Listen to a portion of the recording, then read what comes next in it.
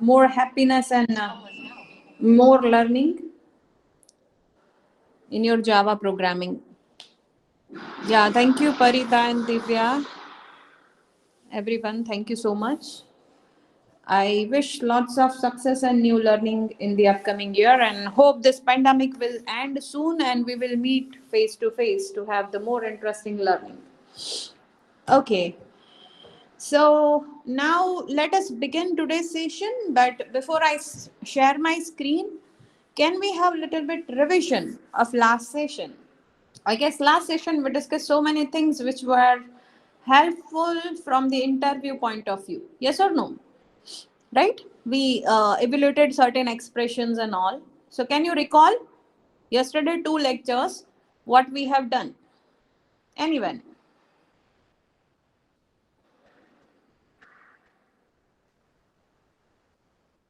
Yeah, Sunita, good morning and happy new year. Everybody, those who have joined late.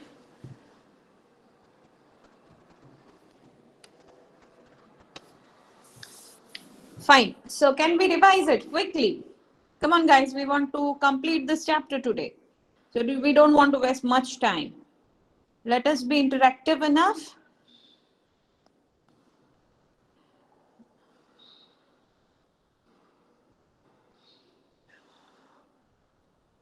What we discussed yesterday. Come on, guys. 45 students and none of you are saying anything. Operators. Which operators? Ternary we were about to discuss, and meanwhile the time was up, so we have not discussed it. We'll discuss it now. Okay, what else?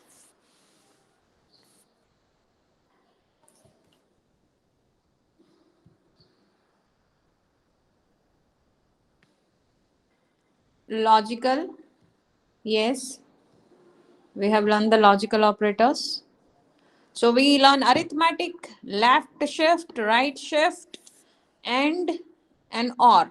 And in and or, we have learned all the variations like logical and uh, beatwise and logical or and beatwise or. And we said the major difference in logical and an or is it takes only the first condition. If it is satisfying the truth table's major condition, then it will not go for the second portion for the checking, right? But while with the you know bitwise operator, we said it is going to check the both. Guys, are you listening any disturbance from my end? Because here in college, some construction is going on. Is it clear? My voice is clear, or you face any difficulty? It is Clear, clear. ma'am. Okay, okay, fine. I was like, some construction is going on and it is disturbing me, so hope it is not disturbing you. Okay, fine. So today we need to go ahead with the more discussion about our operators, and I hope this is clearing in everyone's mind, and we are learning the programming. And today in a lab, I realized that students are really learning because in a half an hour we were able to complete three practicals. Many students did it, so I hope you will also do the same in your lab turn. Okay, fine. So let us go ahead and discuss the next topic. I'm sharing my screen. Hold on for a minute.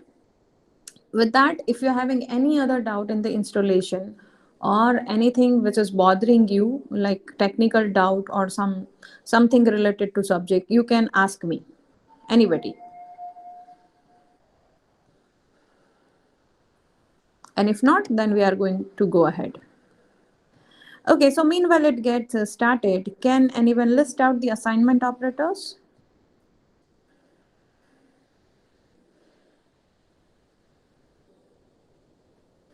Can anyone list out the assignment operators? Quickly, guys, what are the assignment operators?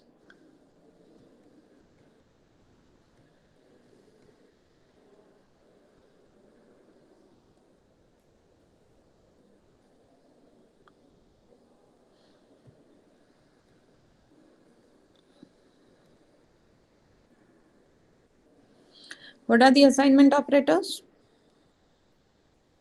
Equal, plus equal, then what else? Minus equal, divide equal, multiply equal, modulus equal, right? All these are the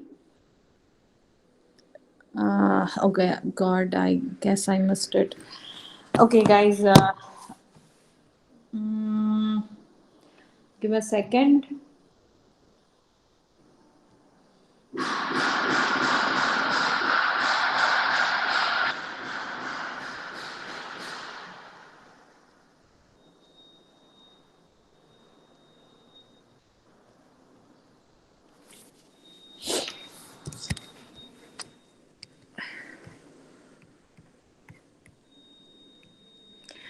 Okay, fine. So let us do it now and discuss further about your syllabus further point, which is your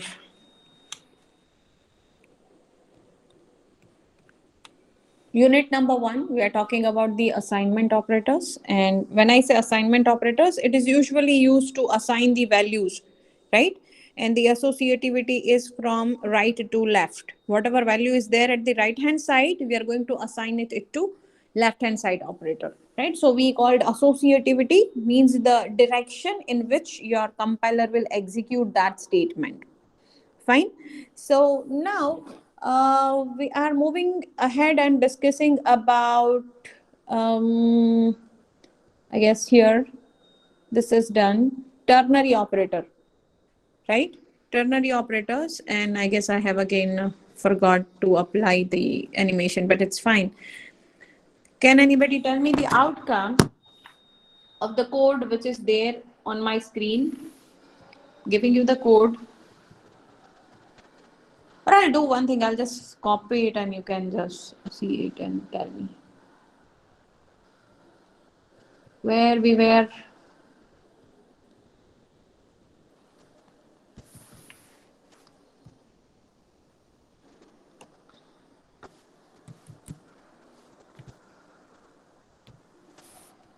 So let me give you a few examples and then we will go ahead.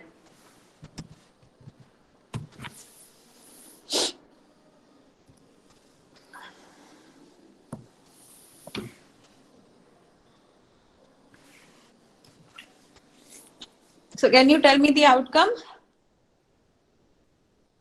Can you tell me the outcome? This is ternary operator, right? And what is the syntax? This is called ternary operator.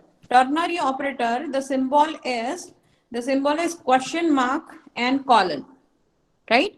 How it works? The syntax is expression 1 question mark expression 2 colon expression 3, where based on the answer of expression 1, first expression 1 will be evaluated by your compiler, and if the answer is true, if condition is satisfied, then it is going to go to the expression 2. But if the answer is wrong, if expression 1 is failing to satisfy the condition, then it is going to give me the answer as this one, else part, right? So if you look at the code example, what we have over here, we have integer mean a less than b question mark a colon b. Now if we put the values, a is 2, so 2 is less than 5, yes or no? 2 is less than 5. Yes, if it is yes, then what will be the outcome? What will be the outcome? 2. Obviously, the outcome will be 2, right? And if I say this,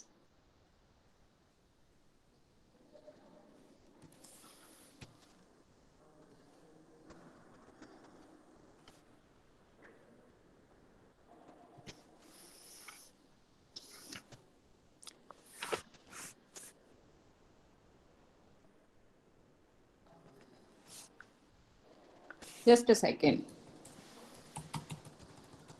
Let me write it as an answer, and I'm saying A greater than B, and I'm saying question mark A colon B, and I'm giving the value 256.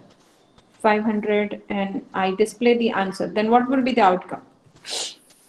What will be the outcome? Evaluate the expression. Here it's a colon. 500. 500. Why? Why? Why 500? Let us put the value. 200 greater than 500? No, it is false. If it is false, if expression 1 is false, then expression 3 will be in the output. So expression 3 is our sorry, b variable, which is 500. So that's why it is giving us a 500, right? So this is called the ternary operator. This is known as the ternary operator. Now we are moving ahead and discussing about our uh, assignment operator. As you all have said, assignment operators are like one who are assigning the values. For example, if I say a equal to 10, so equal is the assignment operator, right? So similar way, I can write the other portion also. You can see here the variable values are, let us suppose 100, a is equal to 100 and b is equal to 200. And if I say a plus equal 4 and I say b minus equal 4, what it will do? It will do like this: a equal to a plus 4, right? And here it will do b equal to b minus 4. That's what minus equal and plus equal means. Into the existing value, we are going to apply the operator plus equal, add those values into the existing variable and update the variable with the new value, right? So these are the assignment operators. So if I list out assignment operators, these are equal, then plus equal, then minus equal, then multiply equal, divide equal, etc. Right? So can you tell me the output?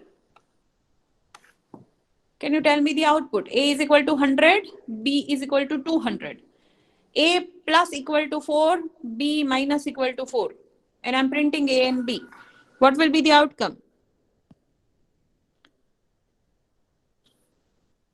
104 and 196, obviously, right? Now, we are going to discuss here one more concept, but before that, you are going to answer me what will be the outcome of this. Let us say I have short B.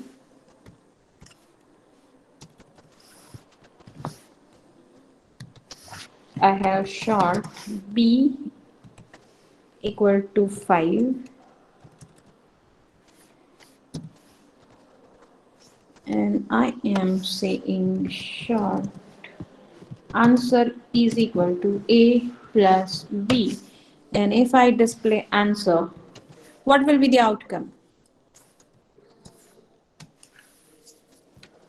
What will be the outcome? Can you see the code on the screen? What I did is I have taken two short variable. Not short, it's a short. Okay. A equal to 5 and B is equal to 5. And I am doing short answer is equal to A plus B. What will be the answer?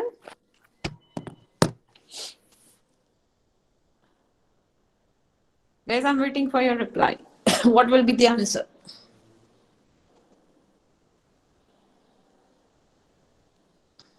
Is that tricky?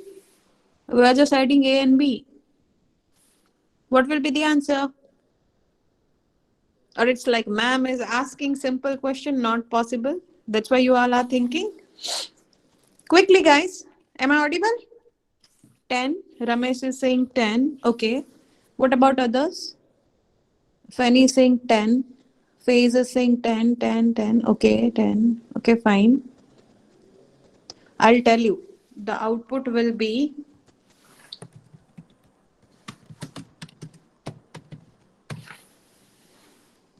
why? Can anyone tell me why? I'm saying that output will be compile time error. Can you tell me why? Anyone? Any idea why it will be the compile time error? Why? Because when you add two short numbers, when you add two short numbers, it will give you the answer which may go beyond the range. So it will give the answer into the next higher data type, which is integer. So if you are assigning the answer into the short again, it will give you the compile time error. So to resolve this, what we need to do is type conversion. This is the concept which has bothered you a lot. At times we are not clear why it is happening. At times it's okay, we can understand it. For example, in your example, let us say here, a simple example, you are taking a is equal to 5, you are taking b is equal to 2, and if we are doing here integer answer is equal to a divided by b, we know that automatic type conversion happens and you are getting the answer 2, but actually it should be 2.5. We know that 5 divided by 2 is 2.5, but as you have given the integer, it is automatically going to down convert and it is going to avoid the precisions, right? But when divide is there, that's no problem, but when we are doing plus or something, it may go beyond the range, and that's why we need to type convert that. This is called type conversion. If you are doing this, then obviously the output will not be a compile time error, but it will be 10. It will be 10. Is it clear, everyone? Is it clear? So what is type conversion? At times we call it as a type casting also. What is type conversion or type casting? So typecasting is an operation that converts a value of one data type into a value of another data type, right? Because we know that when we add two short numbers, the outcome will be integer, right? And if we are going to assign integer into the short, we know that short is having the lesser capacity than the integer, right? So in that case, it can give you the error. So what you can do is you can just do the conversion. So there are two type of type conversion, or you can say type casting. First we call the implicit conversion, and the second which we called explicit conversion. When I say implicit conversion, what I'm doing is I'm converting small range type into the wide range type. So it is called widening a type conversion also, right? Small to wide, right? If you are having a short and you want to convert it into integer, it's called implicit conversion, right? And when you are narrowing down the type conversion, right? That means that you are having a large data type and you are converting into the smaller one. You are narrowing the data type's capability. Then we call it as an explicit conversion. We call it as an explicit conversion. Usually, implicit conversion happens by its own. You do not need to do that. An example is here. When you do two integer division, answer is automatically integer, not float. So this is implicitly answer has been converted, right? Compiler will get 5.2, but you are assigning to integer. So what it does, it automatically converts the float answer into integer and gives you stores in the variable answer. This is called implicit. What is that? We are having the wider data type, right? And we are just storing into the smaller one. So with some loss, we can save it. But at times you don't want to lose anything. And what you want to do is you want to convert. At times you want to convert certain things like let us say I have 1.7. 1.7 is a double value, right? And if I want to convert it into integer, I want to narrow down. If I want to convert into integer, in bracket, I need to write int. If I'm writing int, this statement will give me 1 as output. Are you able to see the screen? Can you see this? Yes, ma'am. Right. What I'll have is system.out.println. I'm doing the explicit conversion 1.7 into integer. So it will give me 1. Another example, I have double D. 4.5 and I say the integer I is equal to D. Obviously, if I have 4.5, number with precisions cannot be given to integer. So what I have to do is I have to narrow down. And to narrow down it, what I will do is I will write the targeted or narrow data type in front of that variable. So double D to convert in integer, I'll write int in bracket in front of D and then I'll assign it to I. So that's why the last line says integer I is equal to typecasting of D into the integer. Is it clear? Two types of conversion, implicit and explicit. Implicit is known as widening and explicit is known as narrowing.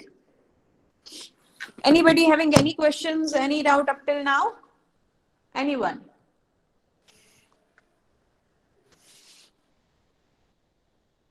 Any questions, any doubt?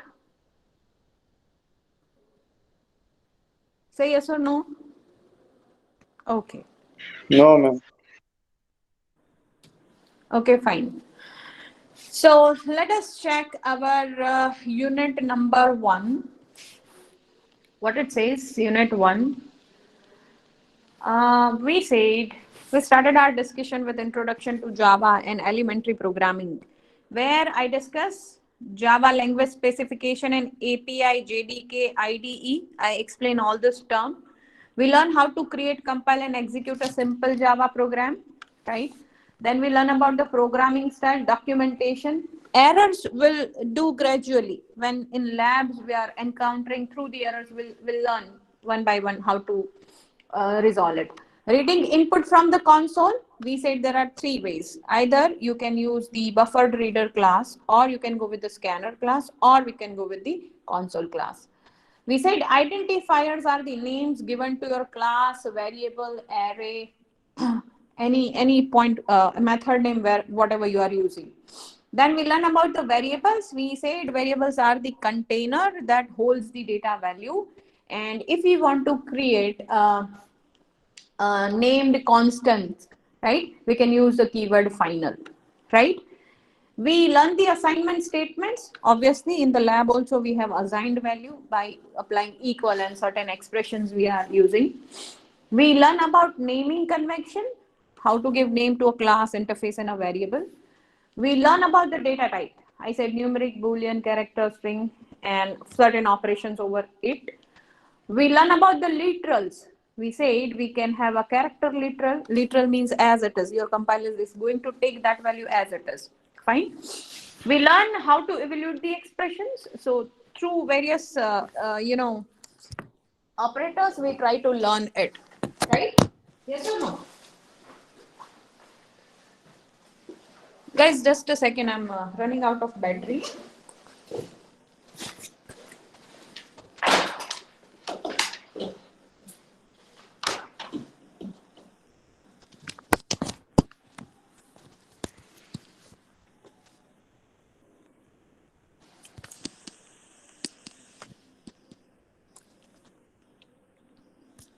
Okay, now fine. Is my screen visible? I guess yes, right? Operator precedence. We said we can have the operators precedence, and we have seen an example, right? Here is the entire table if you want to go with. This is the hierarchy. This is the precedence, higher to low, right? You can see multiplication is having the higher precedence over the division and all. First, the highest precedence is like multiplication, then division, and then modulus. In plus and minus, plus is having the higher and then minus, right? So this is the entire list, and I guess we have seen almost all these operators, right? Right? And for that precedence, I guess I gave you one example also to evaluate, right? So we did expression evaluation and operator precedence. We discussed the types of operators. Don't confuse yourself with augmented assignments. When I'm saying augmented assignment, I'm talking about plus, equal, minus, equal, kind of a shorthand operators. So these are also known as augmented assignment or shorthand assignment operators. We also discuss about increment and decrement, which is unary operator. We discuss about pre-increment, post-increment, pre-decrement, and post-decrement. We also learn about the logical operators, right, and or and not. Operator precedence and associativity. You can see, as I said, associativity means how your in which direction your operator is going to be work. For example, if I say plus plus and minus minus, which is postfix, then associativity is right to left, right, for all the unary. When I say multiplication, then it is left to right, right. All the all the operators are almost having left to right associativity, except shorthand operator, which is an unary operator, and conditional operator. These three operators category are having the associativity right to left. Along with that, we have seen the last point, which was about numeric type conversion. We said we have to either narrow down or we have to widen the range of the operators data type being used in the expression. And for that, there are two type of conversions, which we call the implicit conversion and explicit conversion. Is it clear? Anyone having any doubt, any questions up till now? Anyone? So unit 2 has been completed by my end. I'll try to upload the PPT and syllabus by today end of the day, or latest by tomorrow end of the day. Okay. So what I suggest is practice well, read it out thoroughly. If you're having any questions, any doubt, you can ping me anytime during the day hours, like office hours. Okay. Now we are going to move ahead with the second chapter. So give me a second.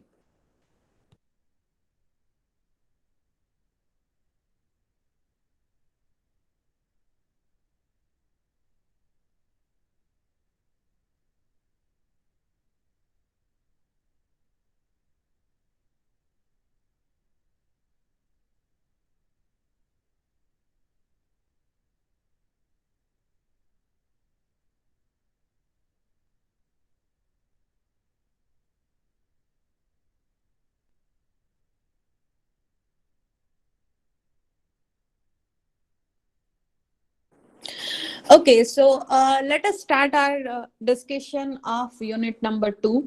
If I talk about unit number 2 majorly focus on the selections, mathematical functions, and loops. Fine. So, what is selection? We are starting unit number 2. So before I begin that, I want to give you the revision of a one point which we discussed in the very first week. We said each and every program is having a program execution structure. At times we call it as a program control structure. And when I say program control structure, I'm talking about how your program will be executed. And I said there are three ways. There are three ways. Either your program will be executing in the sequence, or your program will make a certain selection, either this or this or this, or your program will go certain repetitions, certain points, or certain code which we need to execute for 10 times, right, or 100 times. So we will not write those line 100 times. Instead, we will use the looping control structure, right? We'll use the looping control structure. So that's the point. Along with that, certain mathematical functions we are going to learn in unit number 2. Okay, so let us start. Sequential program structure. If you have performed, I guess today lab batch A has performed first three programs, where the first program was write a program that displays welcome to Java learning. Welcome to Java, learning Java now and programming is fun. And I guess this is a very simple program where execution happens line by line. Yes or no? As well, we have discussed another program which was about converting meters into fit.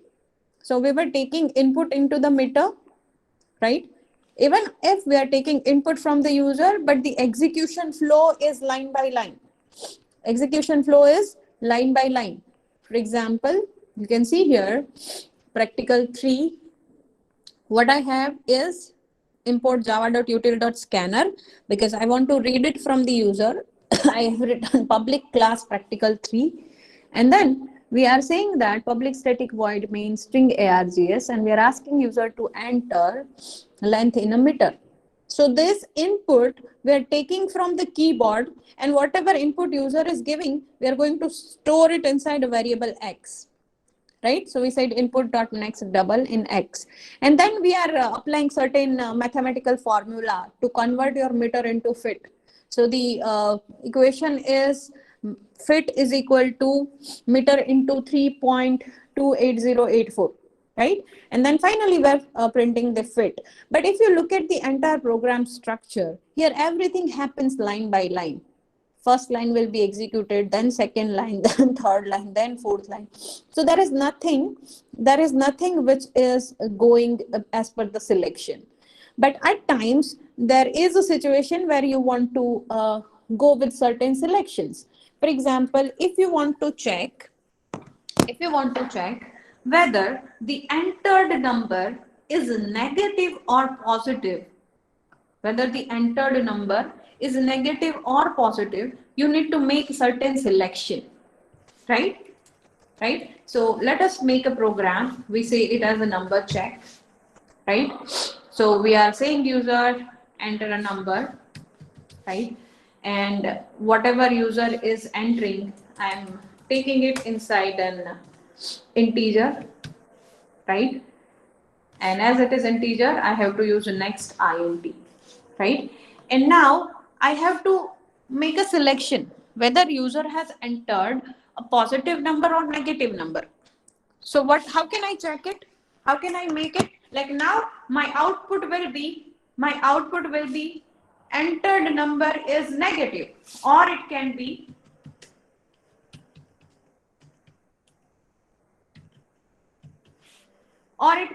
entered number is positive. So how can I do it?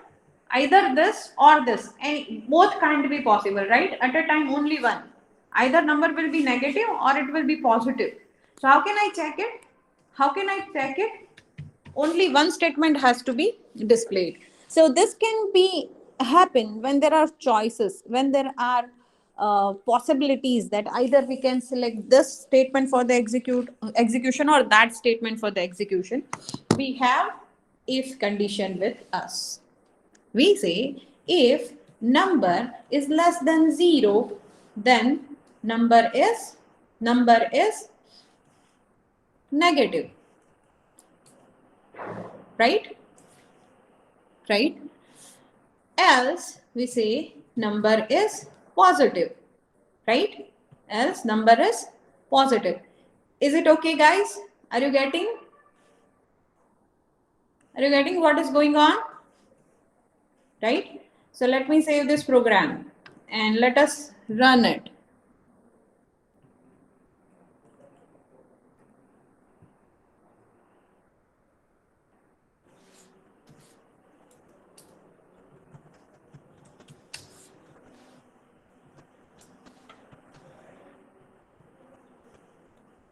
So this is my unit 2 program.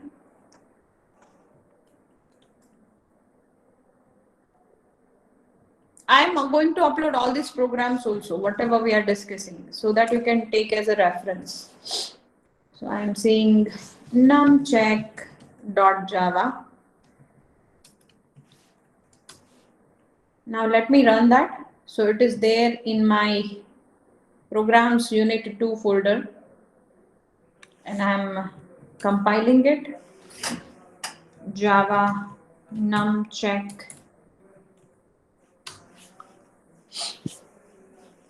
As you can see, could not find or load the main class. What mistake I did? Is there any mistake? Public static void main. We have written it. Yes or no? Is there any mistake? Can you find any mistake? This is enter a number. Okay, I need to take import java.util. Yes or no?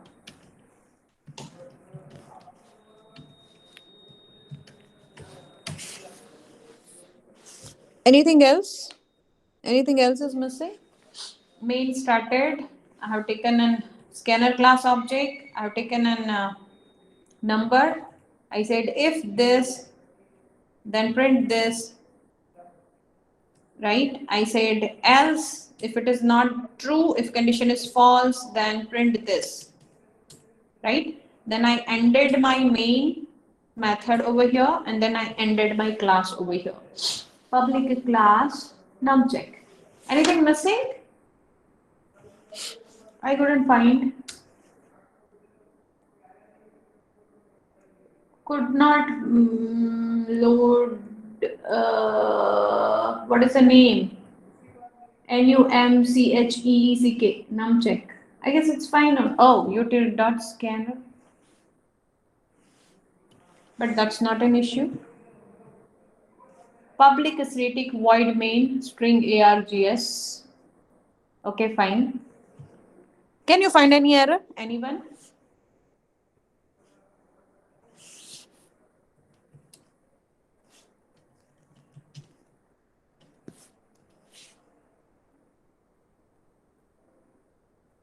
Yes, now it is giving me error. Variable input, cannot find the variable input. What is the variable name? Scanner class variable name. So guys, this is called error checking. Okay. Now let me show you this with the help of magnifier. So you will also learn how to trace the errors. Fine. Let us learn it one by one. You can see what is the error. Earlier it was saying me something about could not load the main class. In that case, what I'll do is I'll just check the first line, first 2 3 lines, right? So I change the import where I was like not writing the import properly. I forgot the dot. Now it says that there is error in line number 7. What it says? Line number 7, integer num is equal to input dot next int, and it is not finding the input. Input is not getting by this. So let us see. I have taken yeah, you see I have taken here the spelling mistake. Can you see this? It is in spelling something like instead of u I did n. So I have to just correct it. Are you getting the error, everybody? Here it was n in a scanner class, right? So when it was going here, what it has done, this is just a variable name, scanner object name. So it has taken as it is. So here it has to be here like this. Then it won't give me an error, right? But let us give a proper name to the object because it's a naming convention. Okay, I have saved it. Now let us run it again.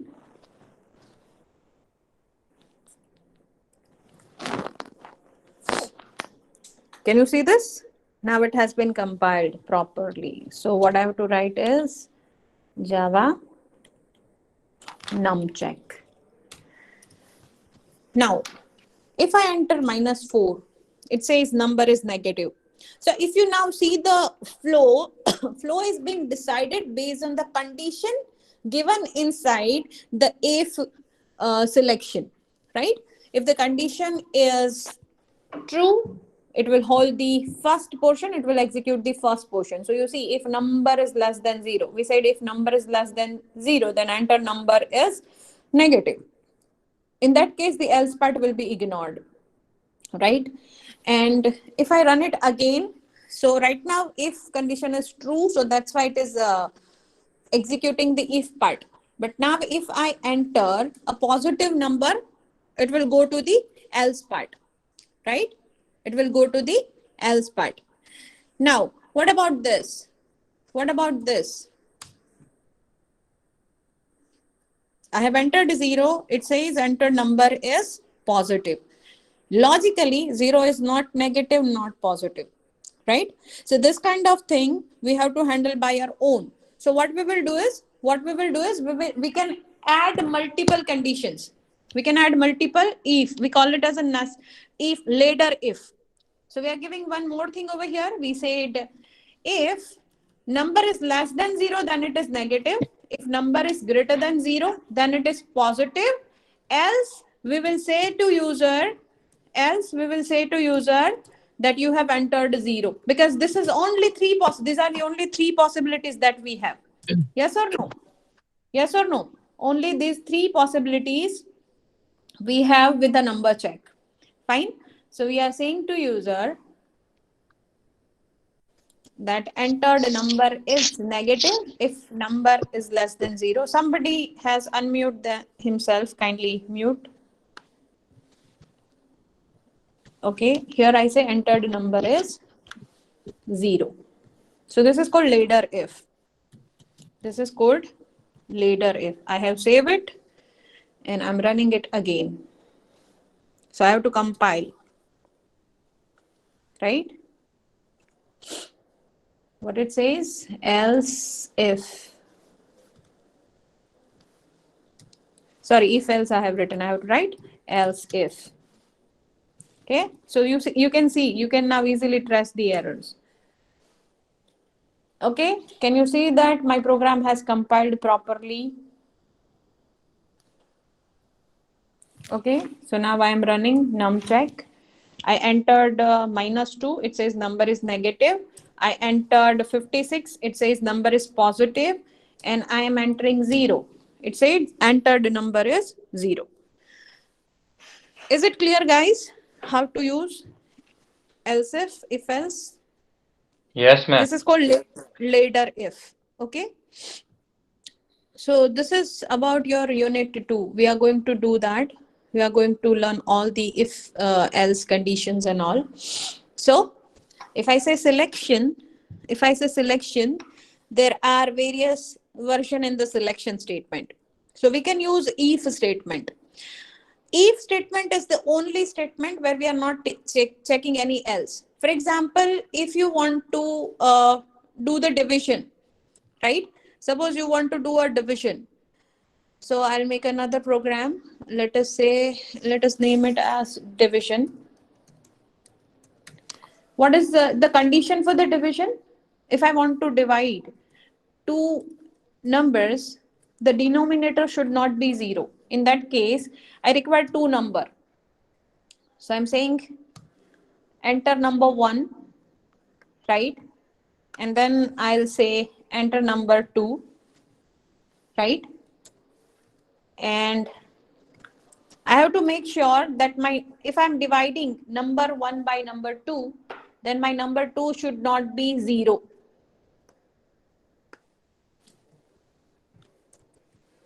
Otherwise, we know that divide by 0 error will be encountered. Right? So if I say number 2, let me just simply do it and show you how it will work. We are just dividing the number. So what I did is I have taken a 2 number. I have taken a scanner class object. I said integer num1 input dot next integer num2. I said input dot next int, and I'm saying division equal to,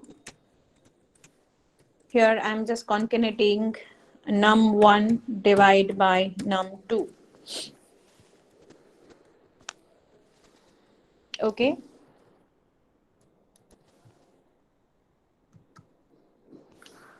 So let me compile.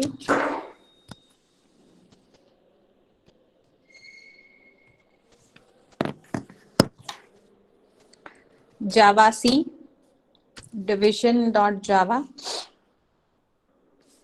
Again, oh, num check. I have to, what class name I have to give? Can you read the error? Everyone, read the error.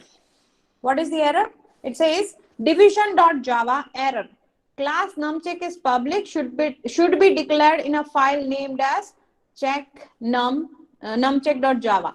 Actually, I gave the name division.java. So what should be my class name? Because Java says like your class name and your program name should be same. So I need to give division over here.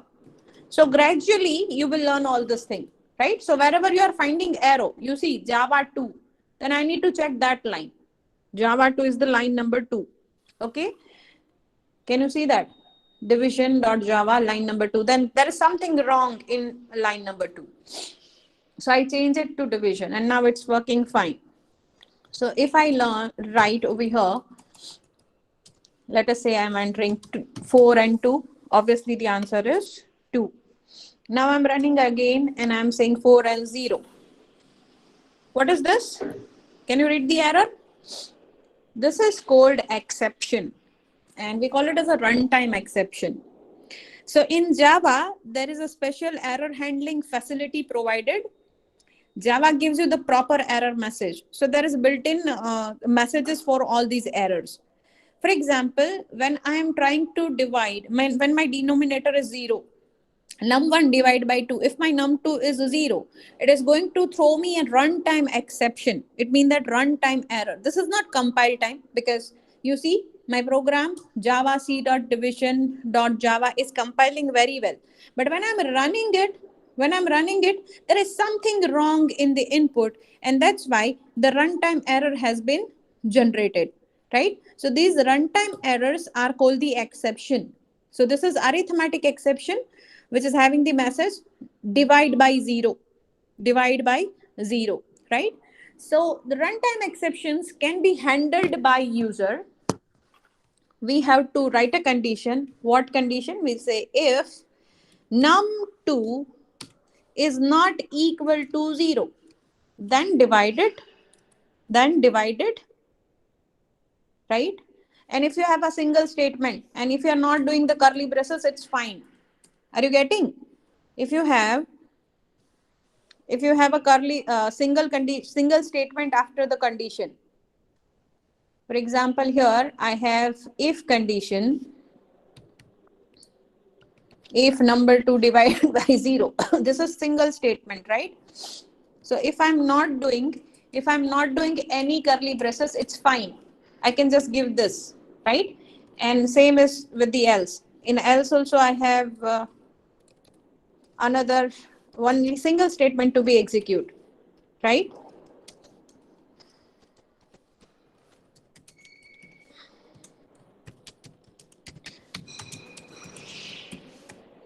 So this is what I have given as a message. If number 2 is not equal to 0, then do the division.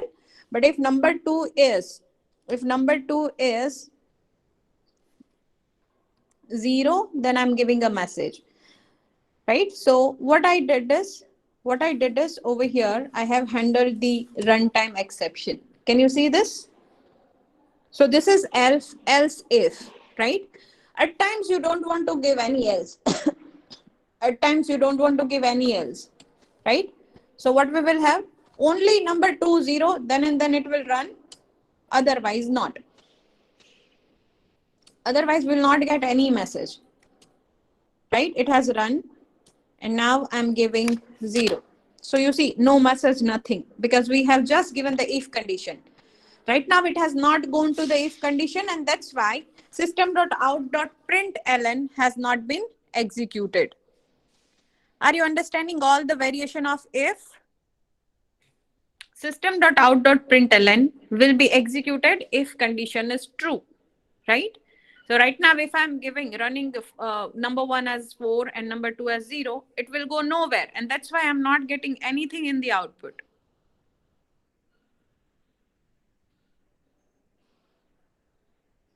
Is it clear?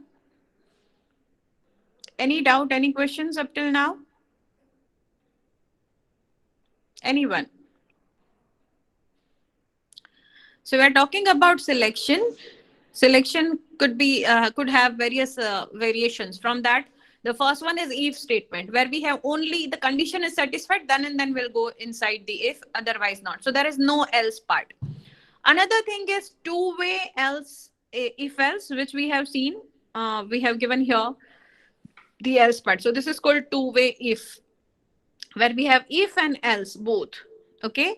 As well, we have multi-way if else statement, where in numcheck we said if number is less than 0, then negative. If number is greater than 0, then positive. Else number is 0. So there are multi-way. From those multi-way, only one at a time will be executed. Nested if, we'll see in the next session. Up till now, anybody having any question, any doubt? Raise your queries if you're having. Anyone? Clear. Anyone have clear? This is lab one's attendance. Everybody check it. If any mistake, then report it now. Morning I had lab one. Ma'am, I Yes. was there in the first